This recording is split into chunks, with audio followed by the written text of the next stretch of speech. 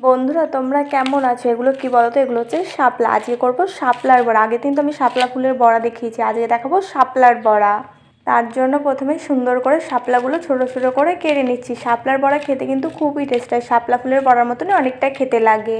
তোমরা কারা কারা খেয়েছো শাপলার বড়া অবশ্যই কমেন্ট করে কিন্তু আমায় জানাতে ভুলো না। দেখো শাপলাগুলো আমার সুন্দর করে কেটে নেওয়া হয়ে গেছে। এবার শাপলার ভেতরে দিয়ে দিলাম অল্প পরিমাণে লবণ। এবার শাপলাগুলো ভালো করে কচলে কচলে শাপলার ভেতর থেকে জল বের করে নেব। আমি কিন্তু শাপলাগুলো কেটে নেওয়ার আগে শাপলাগুলো ভালো করে ধুয়ে নিয়েছিলাম, আর শাপলাগুলো ধোবো না। এবার শাপলার ভিতরে লবণ দিয়ে শাপলার ভিতরে যে জলটুকু আছে এটা বের করে নেব ভালো করে। শাপলাগুলো কচলে কচলে ভালো করে জলটা বের করে নিয়ে অন্য একটা প্লেটে নিয়ে নিলাম শাপলাগুলো। দেখো এখন কিন্তু দেখে শাপলাগুলো বুঝতে পারছো শাপলাগুলো অনেকটাই নরম হয়ে গেছে। এবার শাপলার ভেতরে দিয়ে দিলাম পরিমাণ মতন কিছুটা বেসন, আর তার সঙ্গেই দিয়ে দিলাম পরিমাণ মতন কিছুটা হলুদ গুঁড়ো, আর দিলাম কিছুটা পরিমাণে লঙ্কা গুঁড়ো। আর শাপলার ভেতরে দেবো পরিমাণ মতো কিছুটা লবণ। লবণটা না একটু বুঝে শুনে দিও। শাপলার ভেতরে লবণ দিয়ে যেহেতু আমি আগে কষলে নিয়েছি ভালো করে, এর জন্য লবণটা একটু বুঝে শুনে দিও, না লবণটা কম বেশি হয়ে যেতে পারে। দেখো শাপলার ভেতরে এখন কিন্তু আমার সব কিছু দেওয়া হয়ে গেছে। এখন বেসনের সাথে শাপলাটা খুব ভালো করে মেখে নিতে হবে। শাপলাটাতে সব কিছুর সাথে ভালো করে মেশানো যায়, এর জন্য অল্প জল দিলাম অল্প হাতে, আর ভালো করে শাপলার সাথে বেসনটা মাখিয়ে নিলাম।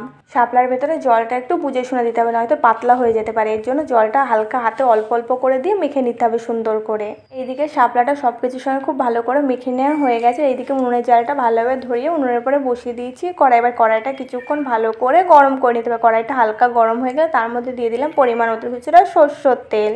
কড়াইতে তো তেল দেওয়া হয়ে গেছে, কড়াই তেলটা কিছুক্ষণ ভালো করে গরম করে নিতে হবে। কিছুক্ষণ পর দেখো কড়াই তেলটা কিন্তু গরম হয়ে গেছে। এবার এক এক করে আমি বড়াগুলো ভাজার জন্য গোল গোল করে দিয়ে দিলাম কড়াইয়ের ভেতরে।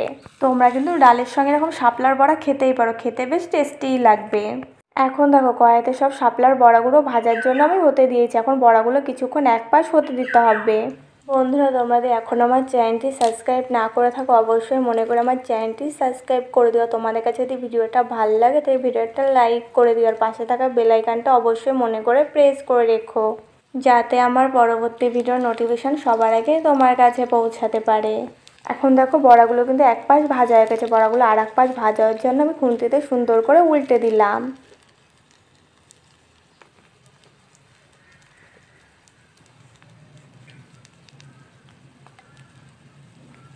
তোমাদের কার কার বড়াগুলো দেখে খেতে ইচ্ছা করছে অবশ্যই কমেন্ট করে কিন্তু আমায় জানাতে ভুলবে না।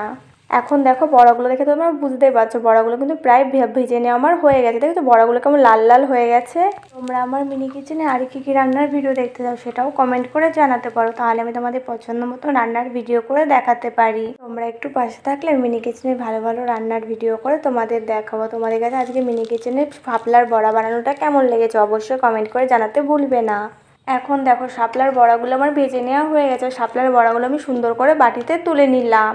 তোমরা কারা কারা শাপলার বড়া খেতে চাও তারা চলে আসতে পারো, নাহলে কিন্তু আমি সব একা একা খেয়ে নেবো। তোমাদের কাছে ভিডিওটা ভালো লাগলে এটা লাইক করে দিও, মনে করে চ্যানেলটা সাবস্ক্রাইব করে দিও। আজকে তাহলে আসি, দেখা হচ্ছে পরের ভিডিওতে। তখন সবাই ভালো থাকো সুস্থ থাকো।